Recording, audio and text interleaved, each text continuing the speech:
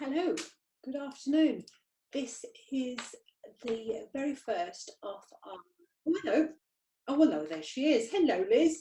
I was just doing a really quick intro just to tell people who you are. Obviously, I'm Stephanie Bynes of Truly Scrumptious Weddings. And the lovely lady sat opposite me, who is actually miles and miles away from me, is Liz Greenhalgh. Liz Greenhalgh Photography. Hello. Hello. Right, Liz, first of all, that's a nice picture you've actually got behind you. Tell me where you are. I'm based in Ramsey, but at the moment I'm sat in my studio. So I have a home studio for doing other bits and pieces. Obviously not weddings, but people will come here, look at their pictures, and we can go through album discussions. But I'm based in Ramsey, but travel all over for weddings. Now, I have been to your studio, and it's really nice, really nice. Now, it's not just weddings that you actually do, though, is it? You do lots of other things as well, don't you?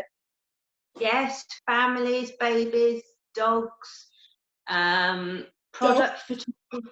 Dogs, yeah, I've had dogs in the studio, product photography, headshots, corporate stuff, the whole kit caboodle of things. The whole shellabang then, the whole lot. Yeah. Right, okay. I have my highlighter, I have my famous highlighter that I am going to be crossing off because, as you know, I am part goldfish. So I just need to make sure what I've asked you and what I haven't. And you're based in Ramsey. I mean, how far do you actually travel, Liz? Would you go overseas, or you know, if someone was in, I don't know, Aberdeen or miles away, or do you want to just sort of keep it tighter? Or No, I did my first destination wedding last year. I went over to France, had 3 days in France in the chateau near Lyon, which was lovely, absolutely lovely. So yeah, I will travel. I certainly will travel. Okay, so you have no qualms with that at all. Is it that sort of a special package that you would do for that, or because obviously you know that sort of thing, there would be travel costs. Exactly. When it's a destination wedding like that, you have to take the wedding in its own right. It doesn't you can't pigeonhole that. It's something very unique. So I would get into a conversation with a couple and find out exactly what they need. Some people have celebrations the day before and the day after. So it really does depend what the couple wants in their whole package. So we will work out something bespoke for them. Okay. Do you have like sort of set packages, or is it that you have sort of set packages within the UK, but then it's only if it sort of deviates like a little bit from that you would deviate prices and things? Yeah, exactly. Everything else, I've got 3 basic packages to work from, starting with a digital only package, going up to a fine art package, which has everything in it, a pre-wedding session, a sign-in frame, albums, parent albums, is everything in the top one, and then the one in the middle, which kind of fits in between the both nicely. They kind of cover everything else. So it's just a destination that have something different. Yeah, so it kind of fits all budgets then, really, doesn't it? Yeah, so exactly. That if you sort of want a little bit more and you have like a little bit more to spend, then you're able to sort of have that package. But if you're working on a slightly smaller budget, then there's something there as well, isn't there? Totally. And I even do a winter wedding special, which is just 4-hour coverage, which I will do that in the winter months, when people just want, I don't know, a registry office and a few photos afterwards. I will do that in the summertime, but only Monday to Thursdays. I won't do that at weekends because obviously they're busier with big full weddings. But if you've got a smaller ceremony, I can offer a half day in the week. And people get married every day of the week now. They do, yeah. Yeah, because people used to just be sort of Saturdays, and then it sort of switched a bit and it was like sort of Sundays, but now you actually see more and more. Yeah, a handy tip as well, Monday weddings are a lot cheaper because venues offer a big discount for Monday weddings. Yeah, so that's worth knowing, and especially with all of this nonsense going on. I think sort of next year, you know, maybe there might not be quite so much space on Saturdays, is there, or even Sundays for that matter. And there's nothing to say that folk can't get married during the week, is it? I think we're sort of struck on this Saturday and Sunday thing. I mean, Fridays now, you tend to find more sort of brides and grooms getting married on a Friday, don't you? But I can see it being, you know, like the whole Monday to sort of Sundays again, isn't it, really? Yeah. Unfortunately, next year, people who have set their heart on a Saturday in June and having to postpone this year, next year may not get their Saturday in June wedding. But the important thing is they will still get a wedding. They are still getting married. They are still in love, and their family and friends will be with them. So does it really matter if it's a Tuesday in November? Yeah. Not really, not really. I mean, I personally love winter weddings. Yeah. I know they're a bit colder and everybody loves a sunny day, but the light for winter weddings is just beautiful. It really is. Yeah. So people need to think about other days of the week and other months of the year, because there are some beautiful times out there if you have to adapt. That's it. And I think you're sort of 100% right. I think we can get a bit hung up on it has to be a set day of the week, or it has to be a set weather, or it has to be this, or it has to be that. And you know, if you're marrying the person that you love and you want to marry, everything else can be a bit just fluff, can't it? And you sort of get bogged down in details, don't we, really? Yeah, we get on this wedding treadmill, and we have to have everything. And you know, we have to have the photo booth, we have to have the flower wall, we have to have the 6-tiered cake, we have to have all the table favours. They're really lovely to have, but the important thing is it's you two getting married. And if we have to adapt because this year has thrown everything awry, then let's adapt and do what we can to make the best of what we can. Even if you have to get married in a registry office, just the two of you this year, have that big party next year. Yeah, that's it. Go out next year, have a celebrant. There's some amazing celebrants out there. Have your wedding your way next year with everybody around you. Just make it different. Yeah, I think you are exactly right. I mean, I've organised an awful lot of weddings over the year with my wedding planner hat on rather than my wedding fair organiser. So I'll put that hat on for a second. And you know, the one piece of advice that I always used to sort of give to my couples was there's a very subtle difference between wants and needs. You know, you need to focus on what you actually need, and then look at your budget, and then afterwards you can add in all of those wants, isn't it? And sometimes that balance goes a little bit more sort of what you actually want. And I think we're all guilty of that. You think, oh, I'm going to have that, and I'm going to have that, and I want a little bit of that. But yeah, you're exactly right. Just focus on it's the pair of you getting married, isn't it, really? You know, and that's what kind of matters. I'm going to cross it off. Okay, so we have that. As you know, I can't talk without something in my hand. Right. Okay. Tell me about your experience, because as you know, I take the odd picture, and you've seen the pictures I take, and I'm pretty rubbish. Because I'm very much like a point and shoot type of woman, and I've only got the iPhone. I just go like that, and then I click and I chop somebody's head off, or I chop somebody's arm off. And I think, you know, that there's a lot of folk like me that people could perhaps they have a camera, or you have the iPhone, and you think, well, I can take a picture. I can take a sort of a good picture. So tell me what about your sort of experience and, like, you know, knowledge in the subject.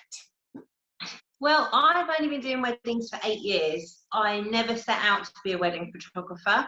I've got an art background, so I've got an artistic eye.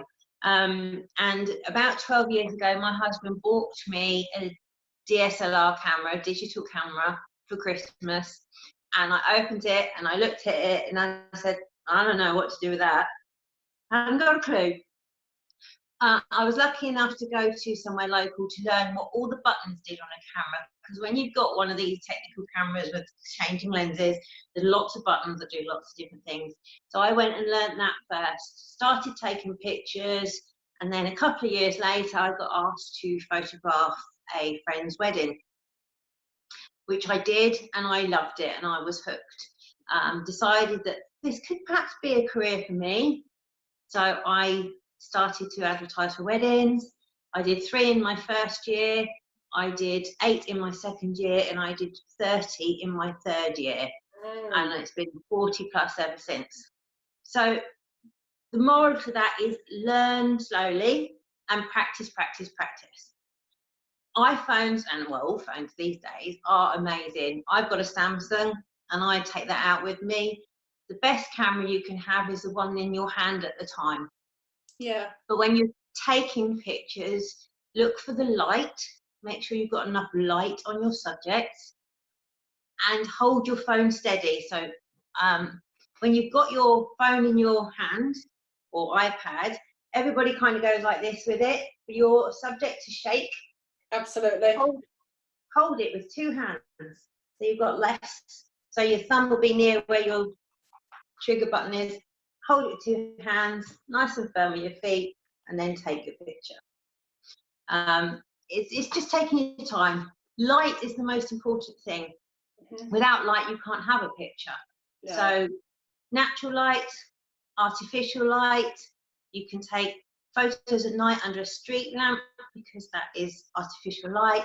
In your house, you can take some nice atmospheric pictures with standard lamps next to you, table lamps, anything like that. So light is what you look for first. And don't have too busy a picture. I know on a wedding fair, it's chaos. There's lots going on, isn't it? Yeah. Yeah. But start taking less busier pictures first and get used to whatever camera you're trying to learn with. See, I listen to all that and I think that's really good advice and I think that's clever. But you know what? I think you need to have like this underlying skill. Like you started that off by saying that your background's in art. Yeah. And I think for something like that, because you're really capturing, especially like on a wedding day, you have to have that. If it's a gift, if it's part of you, I'm not quite sure what it is. I just know I don't have it. You know, it's something there that, you know, you could take a picture, Liz, and I'd take the picture, and I'd just, and you'd take it, but you'd take it from the right angle, and I think that's what you're getting when you book a professional photographer, as opposed to, you know, perhaps like your uncles can take sort of a decent snap, or, you know, that sort of thing, isn't it? We have a name for that. We call them Uncle Bobs. Oh, right, okay. We do call them Uncle Bobs. And I didn't know that. Every wedding there will be an Uncle Bob or an Auntie Bob, and they want to take their pictures, and we love them to take their pictures. We are there as professionals, so do let us do our job. You know, your photos are important too, but that couple have paid for us to be there to capture your day, and we pay for a professional so that when things do go wrong, we don't panic. Yeah, we know how to work in those situations. If it's raining, what do? We light up an umbrella. You know, we'll have fun. We'll get the umbrellas out, and if it's raining on your day, let's embrace it. Don't worry about it. Let's just embrace it. Yeah. I have to say, some of the best pictures I've seen, and a lot of them are yours, are those ones when it is raining. I just think they're beautiful, you know, and you can catch the raindrops. I don't know how you do it. I mean, it's all lighting and all that kind of stuff. But I just think that they're really beautiful. So like you say, don't get too hung up on the fact. I mean, everybody wants the sun to be shining, you know, and you wander about in your frock and everything, and it looks gorgeous. Yeah. Okay, so if it does rain, it's kind of not the end of the world. And I think you're 100% right. Let the experts do what they know how to do, isn't it? We're not there to boss you about. We're not there to take over your day. We're there to photograph your day and make your memories real. Put them in print, put them in a book, put them in an album, put them on the wall. We're not there to take over, but we are there to observe and capture moments. Our job is about capturing moments. A lot of couples ask me about, well, how long are the photos going to take? Well, I'm there all day, so on my perspective, my photo taking is going to take all day. You're not going to be stood in a line, smiling and grinning for hours on end, because that's going to spoil your day. You want to be with your family and friends and loved ones. So we'll work out how many pictures, formal family photos you want. We'll get those done. And then you go and have your drinks and canapes and enjoy being with people, because we can still do our job. We can still mingle. We can still get those little magical moments of your guests. And it's all about just letting us do what we're there to do and enjoying your day. That's it. That's the main thing. Tell me about, like, sort of, tell me about a typical day. I mean, obviously, every wedding's different, isn't it? You know, and the timing and everything's different. But what, because, you know, because again, wedding planning hat on, a lot of couples used to sort of say to me, well, how long should I leave for this, you know, and how long should I have for that? So what sort of, how does the day flow, really? One big tip now, this is big tip, allow more time for everything than you think you need. All right, yeah, definitely, yeah. I would high five for that as well, yeah. Particularly in the morning. That morning goes just like that, and the last thing you want is to be rushing, putting on your dress, putting on your veil, last minute touches, and being all of a fluster as you're getting ready to leave. So build in a little bit of time in the morning. If that means starting half an hour earlier, and I know some ladies, they start quite early in the mornings when there's lots of bridesmaids, then start that bit earlier to give you that bit of time towards the end when it starts to panic. There is always a flash point. The mornings are lovely. I love bridal prep. I get there a couple of hours before the ceremony, and I'm there with all the giggles going on, the champagne popping, flowing. yeah, and hair and makeup going on, and it's a really nice atmosphere. I get to start to know people. I get to know the mum and dad and bridesmaids and people popping in. And I'll spend time with the groom as well, so they're not left out. It's not all about the bride, the groom as well. Clearly it is. Sometimes. But there's always a flashpoint moment, and it's when that dress goes on. Yeah. I see it. It's like, oh my God, this is real. Yeah. And that's when panic, excitement, nerves, all of that all takes over. Yeah. So if you know you've got an extra half an hour there, then you can calm down and we can take some lovely photos once you're all dressed and ready before you have to leave. So as I said, I'm there a couple of hours before the ceremony to do the bridal prep. Then I go off ready for you to arrive. Ceremony, we photograph that, come out, do family formals, the reception, probably make time for a few couples pictures in the afternoon. You'll go off to eat your wedding breakfast. There'll be speeches which we photograph. In the lighter evenings, I will grab you two again to go out to take some lovely soft light pictures and sunsets and things like that before the party starts and the dancing.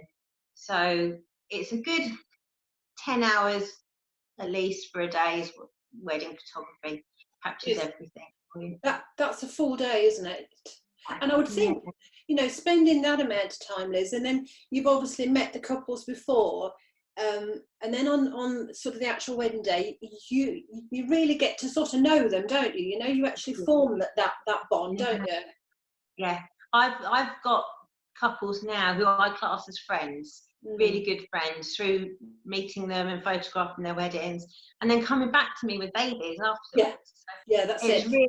It's really lovely. And the one thing to take from that is when you are booking a wedding photographer, more so photographer than perhaps some of your other suppliers, but the tip here is really trust and like that supplier that you're booking. You've got to gel with that supplier, click with that supplier, particularly, as I say, photographer, because we're with you all day. We are with you all day. So your cake maker will deliver your cake and then go again. Your florist will deliver your flowers and go again. You will have built up a rapport with them during the design process, etc. But your photographer is literally with you all day. So to leave at the end of the day with a big hug is amazing. It's a really wonderful job. That just sort of says it all, really, doesn't it? I think lots of people in fact most people that I know, don't like being that side of the camera. They sort of prefer being this side, well, not where we are now, because clearly folk can see us, can't they? But you know, so that people can't see you. And I, for one, hate having my picture taken. And I know your husband Mark does as well. And considering he's married to a photographer, every time I run after him at the wedding shows with like my little iPhone, he's either hiding behind a pillar or trying to get away from me. He has no worries with me because I'll probably chop his head off anyway. So, what sort of tips would you actually give to people? You know, because everybody's nervous on their wedding day anyway, aren't they? You know, when you think, oh gosh. They are nervous on a wedding day. The whole day is such a mixed bag of emotions, but that's another reason to really get on with your wedding photographer, because if you do that, if you've met them before and built up that relationship, they are a friend with a camera on the day. They're not a stranger. So that's one thing, get relaxed with them. I actually walk into a room in the morning and say, hi, I'm Liz, I'm here to photograph you all. Just ignore me. Just ignore me, because it's natural moments that I want to photograph. There will be times when you do have to look at me, formal family groups, but everybody knows that. Everybody's in the same situation, but we'll make jokes, we'll do daft things just to relax. And I never take one picture. I take lots of pictures in the same scene, because by the time I get to probably the 5th or 6th picture, you've relaxed a bit more, and they're the ones that I want. But when we're doing couples pictures and it's just you two and me and the camera, some of my favourite pictures, not even looking at me. Just don't look at me. I'm going to grab a book to show you a picture. One of my favourite pictures. I'll bring it close, bringing it close. This one. Well, they're not looking at me. No, not at all. Picture of their wedding day. So you just relax. You need to trust that person and relax, and the pictures will happen. They will happen. And it's like you say, it's all about that bond, that connection, isn't it? And if you have the connection, then you feel less nervous, less anxious, less sort of, oh gosh, you know. So because you almost blend, don't you? So that they're not even conscious that you are there snapping away. And I'm not going to be in their face right up here close with a camera. I step back, I use a longer lens. That does some technical things with the background as well. A longer lens will bring the background further towards you and make it nice and blurry. But it also gives them a chance to be together without me right in front of them. So that's nice as well. That's clearly where I'm going wrong. When I take my pictures, I'm right in your grill. You can't help that with iPads and phones. Right up close and personal. And don't move, for goodness sake, while I sort the button out, then get it in there. Okay, you're obviously a busy lady, Liz.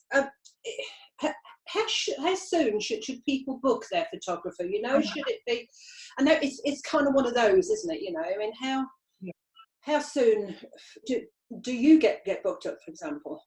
I get booked up 18 months, 2 years ahead. I have had one couple book me 3 years in advance for this year, but now they can't get married till next year because of what's going on. Basically, once you decide to get on that treadmill of wedding planning, arrange a date and your venue, so you've got those really big ticks done, and then look for a photographer. We can only do one wedding a day. Gone are the days where a photographer would turn up for 2 hours and then go on to the next wedding and you get 24 pictures if you were lucky. I mean, we are there all day. So do your research, look on websites, ask for recommendations, look on Facebook, Instagram, even TikTok. Got to be on TikTok now. I know. I've noticed that quite a few little TikToks are TikToking onto my social media, and I think, what's that all about? We'll be doing a TikTok at the next live wedding fair. You wait. Oh, right, okay. I'll look out for that then. So do your research. Find the styles of photography that you like. Email them, and then start chatting to them. Obviously now we're all using Zoom and other online ways of chatting, which is a great starting point. And if you can, meet them face to face, because one, you must like their work, and two, you must get on with them. They're the two big points. So the sooner you can book your photographer, the better. And I guess it's the same with videographers as well. You need that rapport, because it will just ease you on the day. Okay. So I always say date, venue, photographer are your three big ticks, and then the others will filter down nicely. Okay, so would that be the one tip that you would actually give couples as your final tip, as it were? Actually book it in that order, or is there one piece of advice that you would want to give them? Apart from book me, I'm fabulous. No, do your research is the best tip ever. Do your research, because you will look online for venues as well. You'll look online for dresses, for cakes. Do your research. Have a short list. Don't flood yourself with lots and lots. Have perhaps 3 or 5, and then work from those. Okay. But the sooner you can contact them to see if their date is available, then that's better. And we all, although we all take pictures, we all edit very differently as well. So have a look at the styles. Some are light and airy, some are colourful, some are dark and moody, just whatever fits with you guys and your style of wedding. Yeah, I mean, the one sort of tip with regard to that I would give is people also is just don't necessarily automatically go for what you think is the cheapest, because if you might think, okay, well, they all essentially do the same job, but you know, that's a couple of $100 or a $5 or whatever beneath, well, I'm just going to have that, because it kind of doesn't work like that, does it? You know, it's all about what you're getting, and as you say, the bond and the package and the editing and the whole package, isn't it? That's it. You can't really compare one photographer to the next just on price. There's so much goes into that price, what products they're offering, how long they've been doing it, their skills, everything. It's so much more than just a number. Okay. Definitely. Okay, I agree 100%. Okay, Liz, I am going to put your contact details on, it'll either be up or down, I don't know, somewhere on the post, I'm not sure where it comes out, but up or down. I'll put Liz's telephone number, I'll put the website, and I'll put your email on it as well. Liz is going to be, Liz is at most of my shows, but Liz will actually be at the virtual wedding show this weekend, which is the 8th, 9th and 10th. If you happen to be watching this video after the 8th and 9th and 10th of May, then as I said, Liz's contact details will actually be there as well. I'm going to do a screen dump now.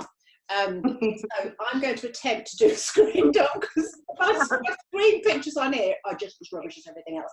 But I will give it like a little go. Oh, she's gone. I'm still here. See, that didn't work.